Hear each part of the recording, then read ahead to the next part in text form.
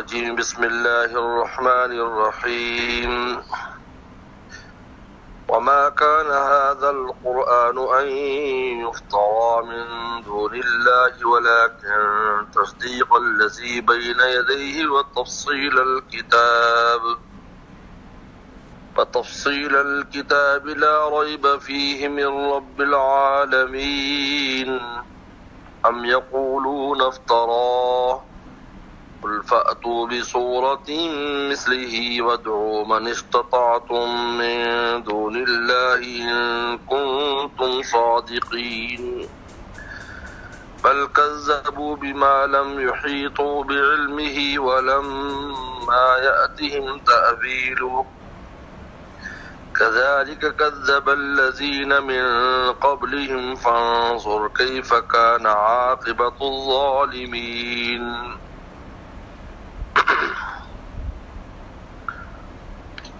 ومنهم من يؤمن به ومنهم من لا يؤمن به وربك أعلم بالمفسدين صدق الله مولانا العظیم۔ یہاں سے اللہ تعالیٰ قرآن مجید کی حقانیت کو بیان فرماتے ہیں اور ان آیات میں ان کفار کو اور مشرکین کو تحدی ہے، چیلنج ہے، جو یہ کہتے تھے کہ قرآن مجید پیغمبر السلام اپنی طرف سے بناتے ہیں، آپ خود بنا کر لاتے ہیں اس قرآن مجید کو، اور پیچھے بھی اس پر بات گزری تھی ایتی بھی قرآن غیر ھذا وبدل ہو، کہ آپ کوئی اور قرآن لائیں یا اس کو تبدیل کر دیں، پیچھے بات گزری تھی۔ تو یہاں پر بھی اس سے ملتی جلتی بات ہے، لیکن یہاں اللہ تعالیٰ نے چیلنج کیا ان کو کہ اگر یہ غیر اللہ کا بنایا ہوا ہے تو تم بھی بنا سکتے ہو، تو پھر تم بنا کر لے آؤ، لاتے کیوں نہیں ہو؟ تو جب تم نہیں لا سکتے تو معلوم ہوا کہ یہ ایک معجزہ ہے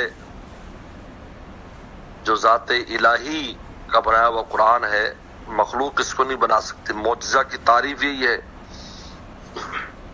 کہ جو انسان جو قدرت بشریہ اور طاقت بشریہ سے خارج ہو اس کو معجزہ کہا جاتا ہے۔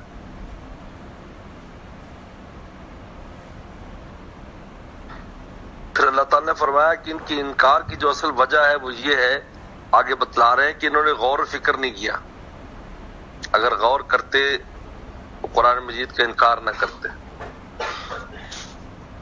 بلکہ بات جو سمجھ میں نہیں آئی یا ان کی جہالت اس کا احاطہ نہ کر سکے، علم کا تو انکار کر دیا فوراً۔ اور یہ دنیا میں ہے کہ انسان کو جو بات سمجھ میں نہ آئے تو خام کو اس کا انکار کر دیتا ہے، ہم نہیں مانتے۔ یہ دنیا میں ایک انسان کی ایک فطرت ہے، جو بات سمجھ میں نہیں آئے گی یا جو بات اس کے احاطہ علم میں نہیں آ رہی، اس لیے یہ عربی کا ایک بڑا مشہور مقولہ ہے، الناس اعداء لما جہلوا، بہت مشہور مقولہ ہے، اور یہ ان عقلاء کا مشہور مقولہ ہے جس پر اتفاق ہے، الناس اعداء لما جہلوا، لوگ دشمن ہیں ان چیزوں کے جس سے وہ جاہل ہیں، جاہل دشمن جو نہیں آتے تو انکار کر دیں۔ یہ انہوں نے بھی ایسے ہی کیا ہے کہ قرآن مجید کا جب اپنی جہالت سے بات سمجھ میں نہیں آئی اور نہ غور کیا، فوراً انکار کر دیا، حالانکہ اگر رکتے، غور کرتے، انتظار کرتے تو بات سمجھ میں آ جاتی، جیسے صحابہ اکرام کو سمجھ میں آ گئی۔ فرماتے ہو ما کان ھذا القرآن ان یفترا من دون اللہ، نہیں ہے یہ قرآن ان یفترا کہ بنایا گیا ہو غیر اللہ کی طرف سے، من دون اللہ غیر اللہ کی طرف سے افترا، افترا کہتے ہیں کسی پر جھوٹ باندھنا، نہیں ہے یہ قرآن کے گھڑا گیا ہو، اس کا ترجمہ گھڑا گیا ہو، من دون اللہ کسی غیر اللہ کی طرف سے گھڑا گیا، ایسا نہیں ہے۔ ولیکن تصدیق الذی بین یدیہ، اس کی سچائی کی ایک بڑی علامت یہ ہے، یہ تصدیق کرتا ہے ان کتابوں کی بین یدیہ جو اس سے پہلے ہیں، بین یدی سامنے، یعنی جو پہلے کتابیں ان کی تصدیق کرتا ہے. تو یہ دلیل ہے بہت بڑی کہ سچا ہے، کیونکہ وہ مضامین جو ان کتابوں میں بیان ہو، یہ قرآن بھی بیان کر رہا ہے اس کو، اور بلکہ ان کی صحیح تشریح اور صحیح تفصیل لا رہا ہے جو پہلوں میں بھی نہیں ہے. یعنی یہ قرآن کی سچائی کی ایک بہت بڑی علامت یہ ہے. لہذا جو اہل علم ہیں اور یہود و نصارہ ہیں تو فوراً ان کے دل میں بیٹھ گیا یہ قرآن سچا ہے. اور بات ہے اناد کی وجہ سے ایمان نہیں لائے، لیکن اس کی سچائی کا انکار نہیں کر سکے وہ. ولیکن تصدیق، بلکہ تصدیق کرتا ہے الذی بین، الذی ان کتابوں کی بین یدیہ جو پہلے ان کس کے سامنے ہے، یعنی تورات، انجیل، انبیاء السلام کے صحیفے. وہ تفصیل الکتاب، اور تفصیل ہے کتاب کی. یہاں کتاب سے مراد ہے وہ احکام جو ہم پر فرض ہیں، کیونکہ لفظ کتابہ جو ہوتا ہے نا، تو کسی پر لکھ دینا، یا ایھا الذین آمنوا کتب علیکم الصیام، ایمان والو تم پر لکھ دیا گیا، یعنی لازم کر دیا گیا روزہ. یا کتاب سے مراد ہے احکام ضروریہ، ان کی تفصیل ہے. نماز پڑھو، روزے رکھو، یا احکام ضروریہ جو ہیں ان کی تفصیل اس کتاب میں. تو ایسی تفصیل بیان کرنا جو انسان کے عقل میں بھی نہیں آ سکتی، ایسے احکام لانا اور عین فطرت کے مطابق ہونا، اور اس کی حسن اور خوبصورتی ظاہر اور باہر ہونا، یہ اللہ کی ذات ہی کر سکتی ہے، کسی انسان کے بس میں نہیں. اس لیے پورے قرآن مجید میں کوئی ایک چھوٹی سی بھی زیر زبر اور چھوٹی سی بھی آیت اور چھوٹی سی بھی لفظ ایسا نہیں ہے جو ہم کہیں یہ بے محل ہے، یا اس میں تکرار ایسا ہے کہ جو فرسودہ تکرار ہے. یہ ہو نہیں سکتا. حالانکہ انسان جب اتنی بڑی کتاب لکھتا ہے جتنی بڑی قرآن مجید ہے تو اس میں بہت جگہ مصنف سے خطائیں اور غلطیاں ہوتی ہیں، لیکن اس کتاب میں اللہ اکبر وہ تفصیل الکتاب، یہ تفصیل الکتاب کا معنی سمجھو. اور تفصیل ہے احکام ضروریہ کی، یا احکام ضروریہ ترجمہ ہے الکتاب کا، یعنی جو تم پر فرض کیے گئے. لا ریب فی، اس میں کوئی شک نہیں اس کتاب میں. جو لفظ شروع میں قرآن میں کہا نا، ذال کتاب لا ریب فی، لا ریب فی، اس میں کوئی شک و شبے کی گنجائش نہیں اس کتاب میں. من رب العالمین، اور نازل کیا ہوا ہے رب العالمین کی طرف سے، جہانوں کے پالنے والے کی طرف سے نازل کیا ہوا ہے. من رب العالمین نازل کیا ہوا ہے، کیونکہ لفظ من یہاں پر معذوف ہے، نازل من رب العالمین.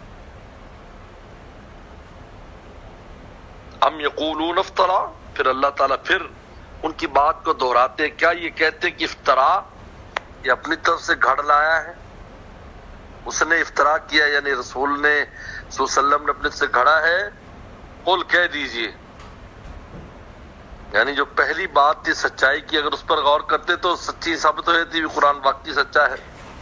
لیکن اگر سمجھتے ہو کہ واقعی غیر اللہ نے بنایا، تمہارے دل میں بات بیٹھی ہے، فاتوا بسورۃ مثلہ، لے آؤ ایک سورت اس جیسی، کوئی چھوٹی سی سورت ہی بنا کے لے آؤ. چھوٹی سورت اس میں پورا مضمون ہو. یہ قرآن مجید کی کوئی چھوٹی سی بھی سورت ہے نا، انا اعطیناک سب سے چھوٹی سورت، لیکن اس میں مضمون بالکل پورا ہے. 3 سطور میں پورا مضمون ہے. تشریح کرتے جاؤ تو دفتر کے دفتر لکھے جا سکتے ہیں. 17:3 ہے. آخری صورتیں کتنی چھوٹی چھوٹی ہیں، پورے پورے مضامین ہیں. اس لیے قرآن مجید نماز میں انسان بیچ میں پڑھتا ہے، بیچ میں سے جو آیات، تو پھر جو ہے دوسری اس میں کوئی صورت نہ پڑھے پوری، کیونکہ جو پہلے آپ نے کہیں سے قرآن مجید بیچ میں سے پڑھا ہے، یعنی مستحب ہے، یہ افضل عمل ہے. انسان کہیں سے اگر بیچ میں سے پڑھے تو دوسرا بھی بیچ میں سے پڑھے دوسری رکعت میں، کیونکہ دوسری میں جب آپ صورت پڑھیں گے تو آپ نے پورا مضمون پڑھ دیا، جبکہ پہلے والا پورا مضمون نہیں پڑھا. یہ عجیب نکتے کی بات ہے جو ہم نے اپنے بڑوں سے بنورٹون میں ہم نے اساتذہ سے سنی، چاہے وہ چھوٹی سی صورت ہی کیوں نہ ہو. جیسے آپ نے پہلے لقد جاءکم رسول کی آیت بیچ میں سے پڑھ دی پورا سورت کے، اور دوسرے اذا جاء نصر اللہ پڑھ رہی۔ اذا جاء نصر اللہ جو سورت ہے وہ اگرچہ الفاظ کے اعتبار سے لقد جاء کی آیات سے کم ہوگی، لیکن اپنے مضمون کے اعتبار سے بہت بڑی ہے، کیونکہ اس میں پورا مضمون ہے۔ اس لیے میں اکثر قرات میں کوشش کرتا ہوں، بہت کم ایسا ہوتا ہے۔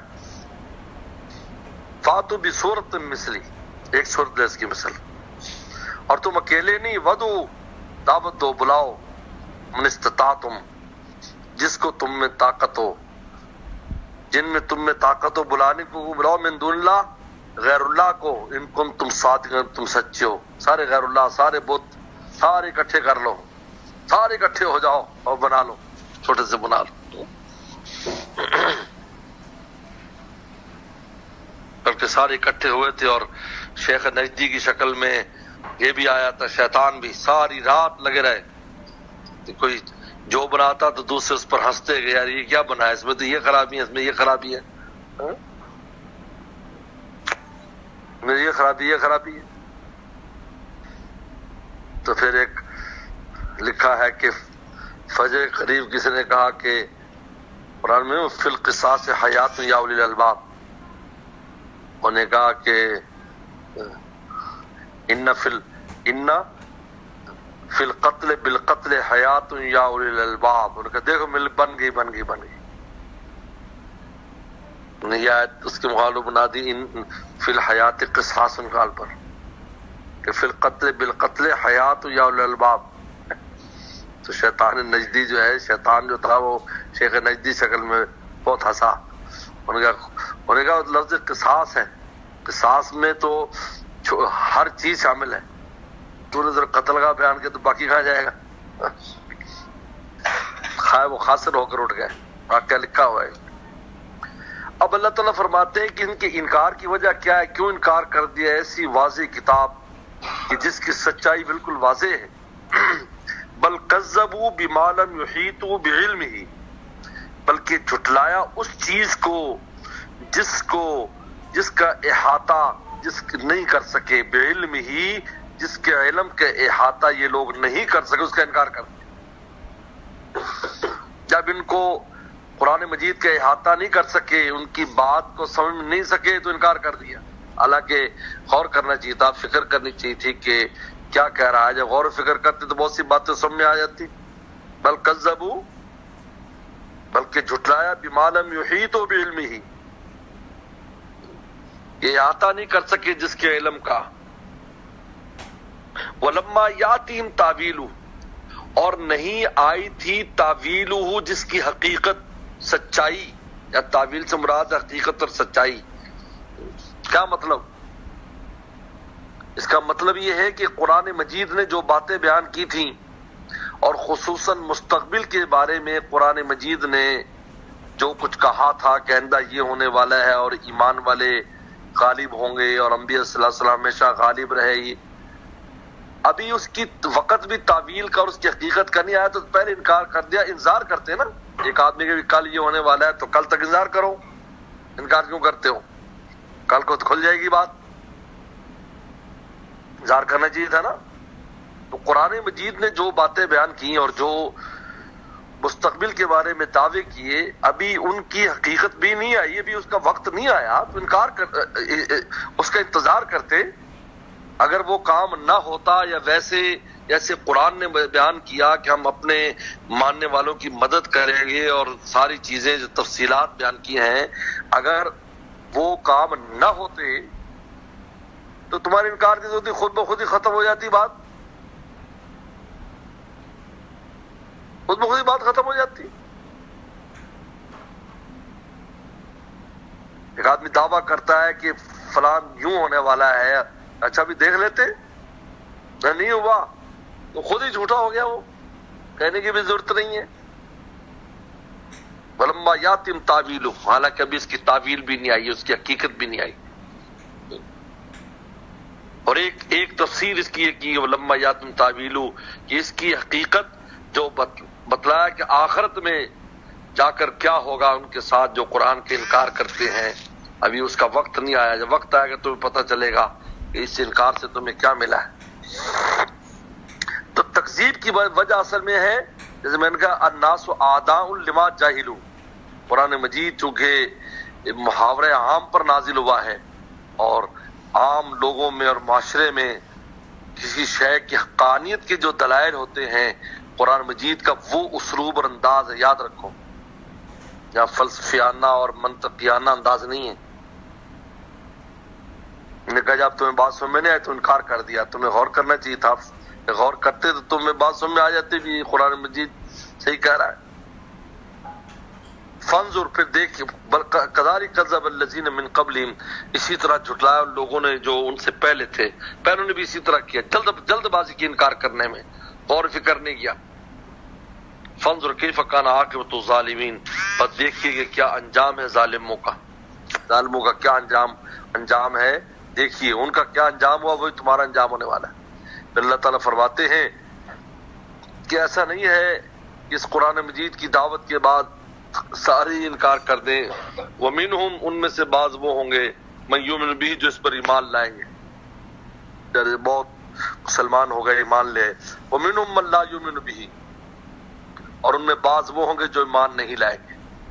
وَرَبُّكَ أَعْلَمُ بِالْمُفْسِدِينَ، اور تیرا رب خوب جانتا ہے فاسدوں کو، مفسدین کو، فساد کرنے والوں کو خوب جانتا ہے، یعنی جو قرآن کے منکر ہیں، نہ صرف منکر ہیں، نہ خود انکار کر رہے ہیں بلکہ دوسروں کو بھی انکار پر مجبور کر رہے ہیں، جیسے قریش مکہ نے کیا تھا کہ نہ خود قرآن سنتے تھے اور ہر آنے والے کو بھی کہتے تھے کہ یہاں محمد نامی آدمی ہے صلی اللہ علیہ وسلم، اس کے پاس نہ جانا اور اس کی بات نہ سننا۔ وہ بھی لوگوں کی ایمان کی وجہ بن گئی، کسی کو نہیں بھی پتا تھا تو اس کو پتا چل گیا۔ یہ بھی ہوتا ہے، وہ بھی ہوتا ہے، کسی کا انکار بھی کسی کے اس بات کا ذریعہ بن جاتا ہے۔ یاد رکھو، انکار بھی اس بات کا ذریعہ، کہتے یار انکار کر رہا ہے، چلو دیکھتے ہیں کون ہے جس کا انکار کر رہا ہے، بس پھر ایمان کے اس میں آ گئے۔ کتنے ایسے مسلمان ہوئے۔ وَرَبُّكَ أَعْلَمُ بِالْمُفْسِدِينَ۔ صدق اللہ مولانا العظیم۔